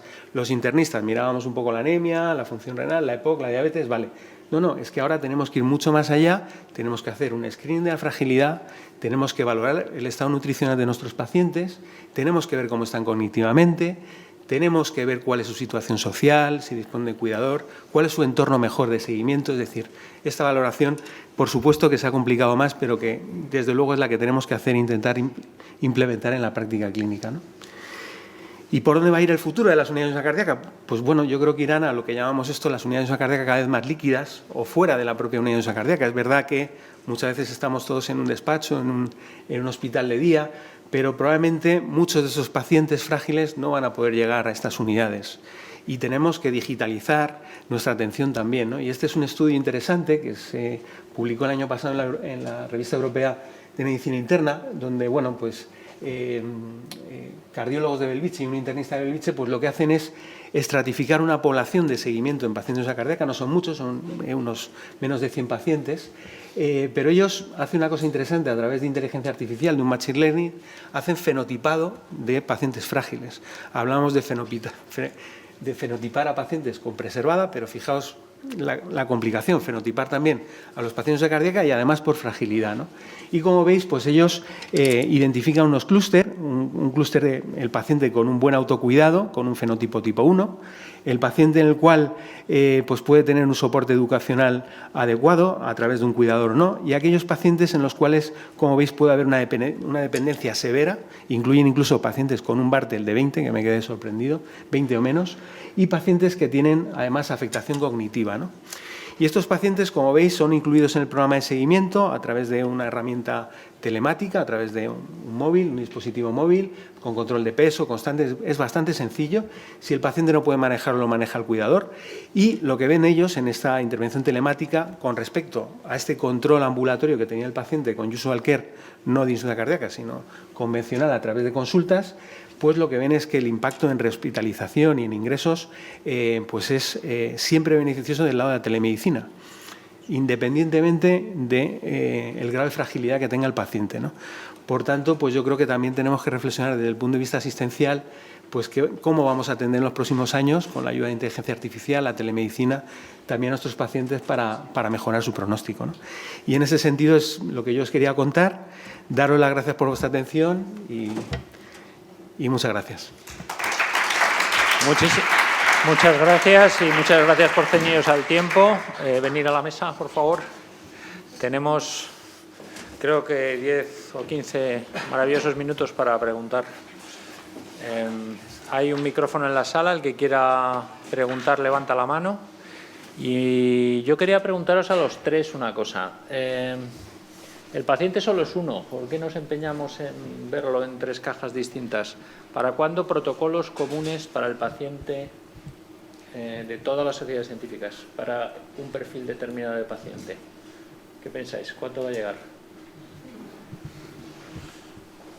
Estamos hablando de insuficiencia cardíaca, entiendo. Y insuficiencia cardíaca que tiene un 50% de enfermedad renal crónica, que tiene un 30-40% de fragilidad y que al final la fragilidad tiene un 50% de insuficiencia renal. Quiero decir, ya que estamos todos aquí y que pertenecemos a varias sociedades científicas y haciendo gala, vuelvo a decir, de esta ciencia de proximidad, ¿por qué no buscar un protocolo común de las sociedades científicas de aquí? Yo creo que se está trabajando mucho dentro de los hospitales y de las unidades en este tema, en lo que se ha llamado las unidades o los programas cardiorrenales, y nos estamos asociando mucho entre cardiólogos, nefrólogos, internistas. Antes era con las unidades de insuficiencia cardíaca. Se está trabajando muchas veces en las unidades de insuficiencia cardíaca de forma paralela entre cardiólogos e internistas, y ya hemos en muchos sitios empezado a entendernos. y creo que ahora nos estamos entendiendo cada vez más también entre cardiólogos internistas con los nefrólogos. Es verdad que es más falta... difícil ya. He dicho cada vez más. Por eso digo, eso es más difícil. Pero bien, se acepta. Yo creo que desde las sociedades hay apoyo para ello, lo que pasa que quizás estamos empezando más con esto desde abajo que desde arriba, pero creo que probablemente en los próximos años pues ya están surgiendo grupos de trabajo. Por ejemplo, en la Sociedad Española de Cardiología tenemos un grupo de trabajo cardiorrenal que está integrado por internistas, nefrólogos, cardiólogos. Hay también un grupo cardiorrenal en la Sociedad Española de Nefrología y bueno, está habiendo mucho apoyo y se están haciendo muchas intervenciones desde el punto de vista asistencial, investigación, y creo que es una cosa que está creciendo mucho en los últimos años. Yo no soy ponente, pero puedo decir una cosa. Sí. No, ¿Quién es te dice que no? el otro día que estábamos en la granja, en esta reunión tan buena de residentes vuestra, a mí me encantó y lo repito mucho desde que lo oíste, es que los pacientes no se pasan, el que tiene que pasar es el médico. Y eso me encantó y yo creo que vas un poco por ahí. Y estas cosas de las sociedades científicas están muy bien, pero lo que hay que hacer es aterrizar la realidad de cada uno de vosotros en vuestro hospital. Y a mí lo que más me funciona es coger el teléfono y llamar a José Luis Gorris, que está en Valencia, que es mi amigo, y en ese momento resuelvo al paciente y no lo tengo que mandar al nefrólogo en ciertas, obviamente en cosas, ¿no? Yo creo que tú vas por ahí, ¿no? Sí, yo voy por volver a centrar todo alrededor del paciente, esto que decimos, que dicen las gerencias ahora de la medicina centrada en el paciente, pero que sea real, a nivel de hospital, con el trabajo colaborativo entre los distintos especialistas, cada uno entra a hacer lo que sabe hacer y lo que aporta y lo que enriquece.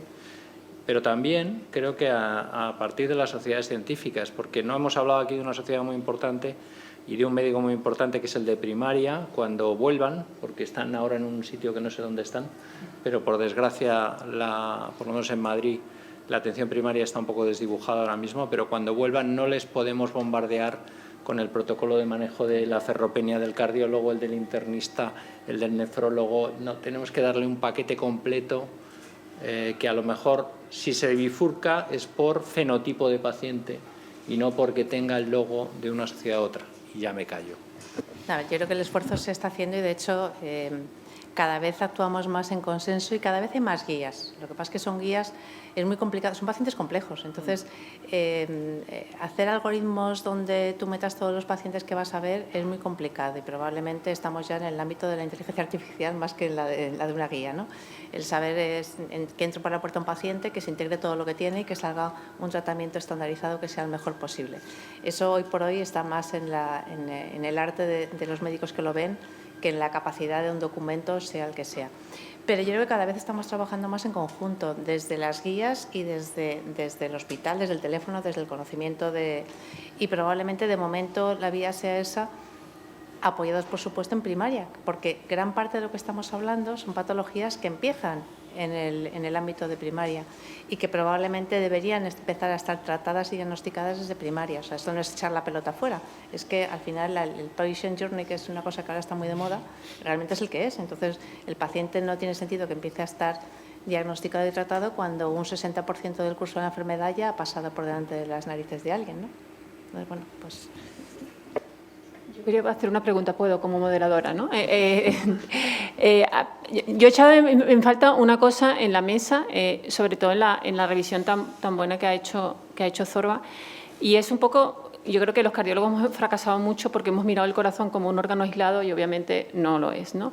El origen fundamentalmente de la preservada, si vemos el de liver, si vemos el Empeiror, cualquier registro, 80% pacientes con sobrepeso, más de 50% obesidad. Y aunque no hay estudios que digan que tratar la obesidad disminuye la hospitalización por insuficiencia cardíaca, he echado en falta hablar de fármacos como los GLP-1 en esta patología. No sé cuál es vuestra opinión sobre eso. Por alusiones voy yo, ¿no?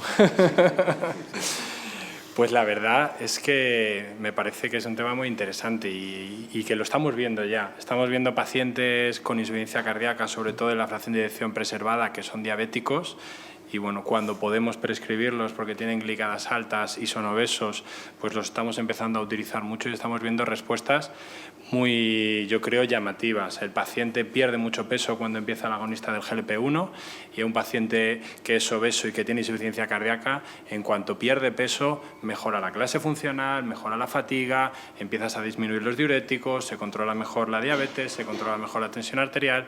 Entonces, bueno, es verdad que no tenemos estos estudios que van a llegar pero que todavía no están y por eso pues todavía no he hablado mucho de ello, pero que yo creo que como en la diabetes lo estamos utilizando ya con relativa frecuencia, pues la respuesta y el beneficio esperable en este tipo de pacientes yo creo que es muy alto.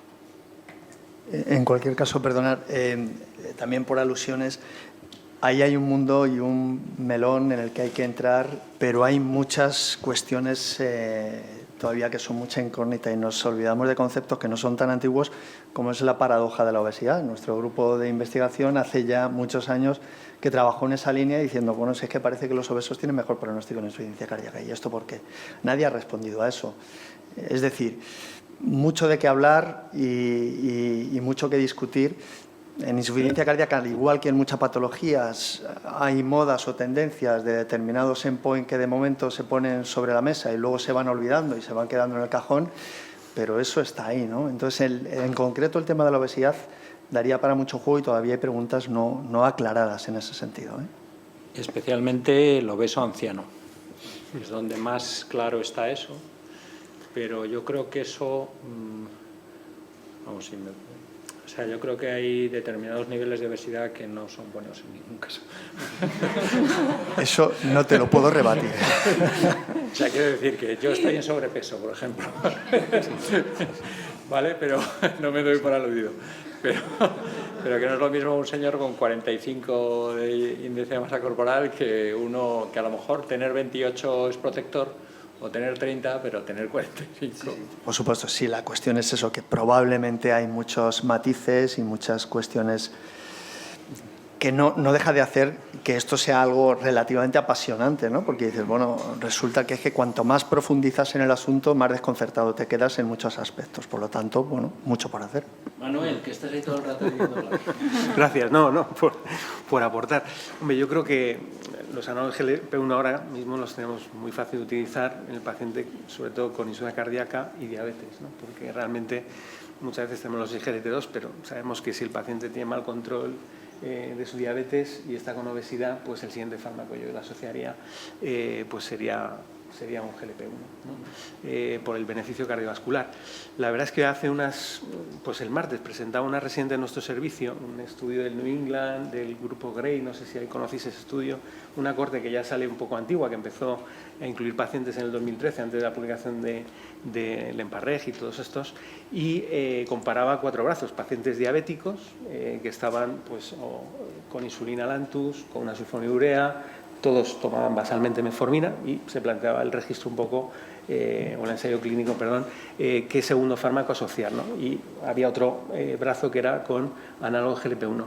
Bueno, pues es verdad que no hay muchas diferencias luego en los 4 o 5 años de seguimiento que tiene el ensayo clínico en cuanto a microalbuminuria, todo esto, pero en los MACES sí. Y uno de los MACES, en secundario, en el grupo del GLP-1, es la prevención por insuficiencia cardíaca, ¿no? Entonces salía favorable a la insuficiencia cardíaca y a mí me sorprendió mucho, porque claro, tenemos algún pequeño ensayo clínico con GLP-1 que nos dejó un poco frío en reducida, que se subía la frecuencia cardíaca, pero desde luego en otros perfiles de insuficiencia cardíaca como es la preservada, yo creo que claramente, bueno, con obesidad y diabetes yo no dudaría demasiado, no sé qué pensáis. El SELEC sale a finales de este año y yo creo que ahí son 17.000 pacientes, de los cuales un tercio tienen insuficiencia cardíaca, que es casi como el del Libel o el Empeiror. Ahí es verdad que es un endpoint secundario, pero creo que nos va a responder muchas preguntas. Y yo estoy de acuerdo contigo, Jesús, pero ¿tú crees que esa paradoja de la obesidad es porque estamos hablando de IMC y no de adiposidad? Si realmente hablásemos de adiposidad, ¿existiría esa paradoja? Pues probablemente no. Probablemente no.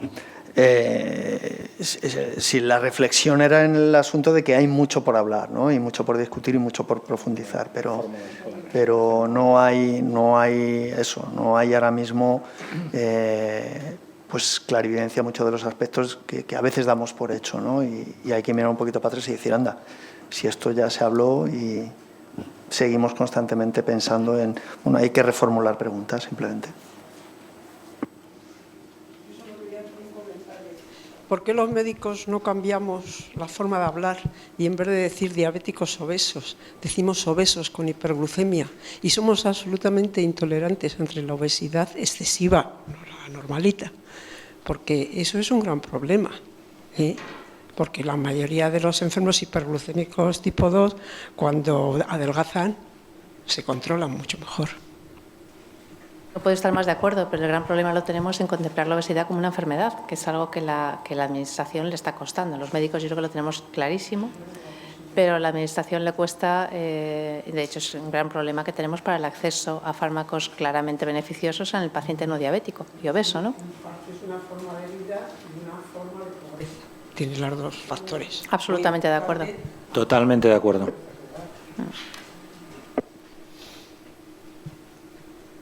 Venga, la audiencia, que es una ocasión de preguntar a gente que me acompaña muy sabia. No os quedéis con una pregunta, luego os vais a arrepentir. Hombre. A ver, yo que vengo del campo de la cardiopatía isquémica, que puede ser un poquito más lineal, todo el mundo de la insuficiencia cardíaca es muy complejo y en los últimos 10 años ha visto toda esta complejidad que estáis contando. El problema, pues decís, oye, debemos aplicarle estas escalas, hacerle no sé qué. Ese tiempo ahora mismo, ya ni con unidades montadas, ni con enfermería, que haga parte del trabajo, como no venga el machine learning o algo que lo haga, me parece imposible. Estar con el paciente necesita que es una personita que le dediques tiempo y recursos. Y si lo dedicas, evitas ingresos. Pero no sé cómo todo esto que en los estudios sale se puede plasmar de forma fácil y generalizable a una población. Porque al final los que van a esas unidades son una pequeña parte de todos los pacientes que tienen esta patología. Es el mayor problema que le veo. O sea, está claro que funciona, pero cómo hacer eso accesible a la gran mayoría de la población que tiene ya esa patología. Le hablaba, bueno, contesto por el tema de las unidades.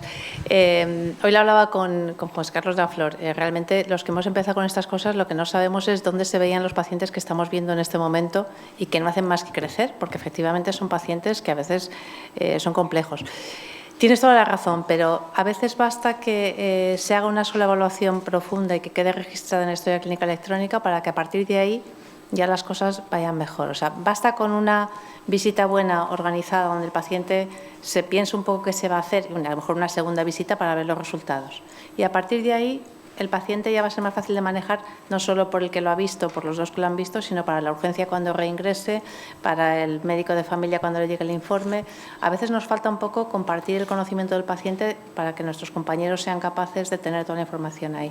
Entonces, vale que sería mucho más fácil si tuviéramos un aparato que fuera introduciendo valores y nos dijera, este señor le pasa esto y trátelo usted así, pero en espera de eso, y de que nos echen a todos a la calle, porque claro, en ese momento a lo mejor sobramos la mitad, pues simplemente con un buen informe donde figure todo lo que hacemos y por qué lo hacemos y qué vamos a hacer, a lo mejor con eso ya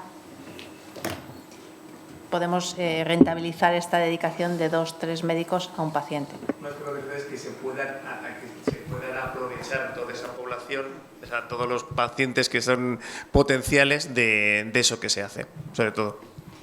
Juanma también ha sido mi residente. Habéis visto qué listos son todos los residentes que pasan por mi mano. Algo tendrá que ver el Puerta de Hierro también. Y yo que he sido residente de Juanma, no, decirle que yo creo que también lo que dice Juanma, que es una reflexión muy interesante, es que es más un modelo, bueno, lo que dice María, un modelo de atención. Estamos acostumbrados a ver los pacientes en las consultas y a veces lo que damos cuenta ahora que tiene mucho más sentido es verlos de una forma integral, menos veces, pero todos un poco a la vez. Entonces, a lo mejor es muy difícil afrontar eso para todos los pacientes, pero quizás en los momentos vulnerables, que eso hemos aprendido mucho en el posalta, el momento vulnerable, eso que ahora tenemos tanta idea, es un momento en el que al paciente hay que abordarle así y a lo mejor una vez esté bien enfocado, como dice María, pues ya a lo mejor se va a consulta, pero se va con el plan. Para que eso es replantear un poco todo, pero es complejo. Yo quería hacer un comentario. No minusvaloréis el valor educacional para los profesionales de estas actividades. Es decir, no es solo los pacientes que ves, sino cómo cambia tu actitud hacia el paciente, que aunque no lo veas en ese entorno y lo veas en una guardia, lo ves con una mentalidad nueva. Es decir, no me quiero poner bíblico de que si salvas un alma ya es bastante, ¿no? O sea, a lo mejor salvar o mejorar la calidad de vida de esos pocos pacientes privilegiados que pueden ir a una unidad es importante para ellos, pero también es importante cambiar la mentalidad. Y os aseguro que las unidades multidisciplinares tienen un efecto multiplicador alrededor. Y todo el mundo que pasa por ahí o toma contacto o lee los informes se plantea las cosas de distinta manera. Un poco la pregunta va dirigido un poco al uso del sacubitril o valsartán en el paciente renal. Sí que es cierto que tanto internistas como cardiólogos, incluso algunos nefrólogos, siempre tienen ese temor, ese cuidado. Y sí que es verdad que se ve ese beneficio renal, pero exactamente yo desconozco a qué sea secundario ese beneficio y si se ha visto, pues incentivar en las unidades de que se puede usar y de que sí que es cierto que los pacientes, pues incluso con insuficiencia renal, deberían estar tratados con este tipo de fármacos, sobre todo bueno, en FEBI reducida, pero que parece que aquellos que tienen una FEBI límite también podrían ser otro hueco estratégico para este tipo de fármacos. La verdad es que yo creo que nos vamos a quedar con las ganas de desarrollar esto, salvo que hagamos ensayos clínicos dirigidos por nosotros, porque el fármaco ha tenido un desarrollo claro en cardiología y no, probablemente ya no, por la vida de la patente, no creo que, ojalá me equivoque, ¿no? Pero de momento no es así. Incluso al principio, por ese dip inicial de función renal, fue un fármaco que quedó un poco proscrito en la enfermedad renal, con lo cual tampoco nos ayudó a lograr evidencia. Pero por la fisiopatología del funcionamiento es verdad que es una manera mucho más potente de bloqueo del sistema renina-angiotensina y aldosterona, más los factores natriuréticos atriales, y al final ese compendio parece que es mucho más beneficioso para el funcionamiento, bueno, para mantener la estabilidad de la función renal. Nos quedaría mucho por hacer. Pero lo que es cierto es que el mensaje es los pacientes no solo no empeoran la función renal, sino que muchas veces consigues mejoras muy llamativas, sobre todo en la respuesta a diuréticos.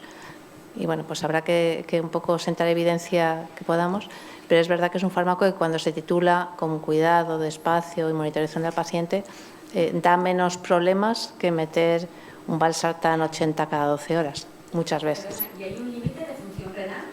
¿En vuestra experiencia? Por debajo de 20 de aclaramiento no lo ponemos, entre 30 y 20 a veces lo ponemos con mucho cuidado cuando no tenemos más que hacer en el paciente y es una reducida. Es verdad que con la preservada, yo aunque a veces lo propongo, me cuesta convencer a mis compañeros cardiólogos, pero en la reducida, cuando no tenemos nada más que hacer y es un paciente que ya está optimizado todo, a veces lo ponemos en dosis de estas de empezar con medio comprimido por la noche y verle a los 15 días o al mes y se sube muy despacio, ¿no? Son filtrados bajos en pacientes frágiles. Vamos, en preservada muy poco, la verdad. Pero en preservada realmente, nosotros cuando hemos analizado los datos, curiosamente, nuestros pacientes que están con una fracción de eyección entre 40 y 50, o sea que es la moderadamente reducida, esos curiosamente van mejor que las preservadas, probablemente porque se les trata con el sacubitril o valsartán. Entonces, bueno, tenemos que aprender un poco con estos fármacos. Tendremos que atrevernos nosotros a usar estos fármacos. La realidad es que hablabais de preservada, reducida. A día de hoy el sacubitril valsartán en preservada prácticamente no se utiliza.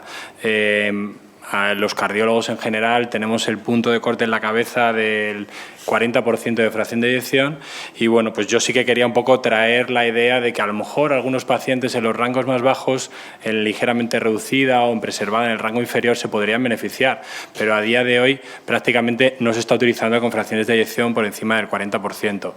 Por tanto, si es un paciente ya que tiene enfermedad renal crónica avanzada, ahí ya nos estamos metiendo en un campo, yo creo, un poco complejo y yo creo que no es el perfil ideal. El paciente con reducida, pues ahí es un poco donde quizás debemos intentar ir un poco más allá. El ensayo clínico en FEBI reducida incluyó pacientes con filtrados, como sabéis, por encima de 30, pero hay experiencias en estudios observacionales y hay algún ensayo clínico pequeñito que nos dicen que puede ser seguro utilizarlo, pero yo estoy de acuerdo que hay que vigilar mucho a ese paciente y tiene que ser en unidades muy concretas, un paciente que ves en el hospital de día, que le vas a vigilar dentro de poco, que no tiene una tensión arterial justa, que, bueno, pues que le vas a ver pronto y no es un paciente paciente de alto riesgo de complicarse si le pones pues ya un potasio límite o hay alguna otra cosa más que te haga tener un poco miedo en utilizar el fármaco, y muy poquito a poco, por supuesto. En cuanto al mecanismo de por qué se produce este posible beneficio, pues el tema yo creo que aporta, aparte del agonista o de la inhibición del sistema renina angiotensina-aldosterona, es el efecto que tiene sobre los péptidos natriuréticos. Es decir, el sacubitril es el inhibidor de los péptidos, el inhibidor de la degradación de los péptidos natriuréticos, por tanto va a haber un aumento de péptidos natriuréticos y eso tiene efectos a nivel de la hemodinámica renal. Se produce una vasodilatación de la arteriola aferente y se cree que ese mecanismo es el que puede ayudar en la preservación del filtrado glomerular con el sacubitril/valsartán si lo comparamos con el IECA. Bueno, yo creo que estamos en tiempo, salvo que haya una pregunta de vida o muerte en la sala. Yo. ¿Tú? Sabía que lo iba a decir. Yo quiero terminar con una cosa muy importante. El paciente con insuficiencia cardíaca no le puede decir vaya a andar, porque el ejercicio aeróbico en el paciente con insuficiencia cardíaca, si le decimos eso, es un fracaso. Los pacientes no pueden hacer aeróbico. Manuel ha dicho una cosa súper importante, esa estrategia de la Comunidad de Madrid, sin ánimo político, por favor, meteros esa web en vuestro ordenador, recomendar a los pacientes eso es muy fácil, el ejercicio de fuerza. El ejercicio de fuerza es lo que tienen que hacer los pacientes renales y los pacientes con insuficiencia cardíaca. Luego, ya cuando mejoren su músculo, su sarcopenia, mejorarán y podrán hacer aeróbico. Es un fracaso que le digáis a un paciente con IC o con renal, vaya a andar. No lo van a hacer porque no pueden. Hay que quitar la toxicidad de la adiposidad en el músculo, hay que hacer hipertrofia y eso, sentadillas, eso, cualquier cosa que aumente la fuerza le va a venir bien. Y ahora está estructurado con esto, esa página que nos ha comentado Manuel, por favor, ponerosla en vuestro ordenador porque no os imagináis lo útil que es para un paciente con sarcopenia, que son casi todos, los ejercicios de fuerza y el beneficio brutal que tienen. Ahora sí. Solo decir que me estaba imaginando lo de las sentadillas en unos pacientes que he tenido esta mañana en la consulta y es que, según lo ha dicho, se me ha iluminado la tarde. Muchas gracias.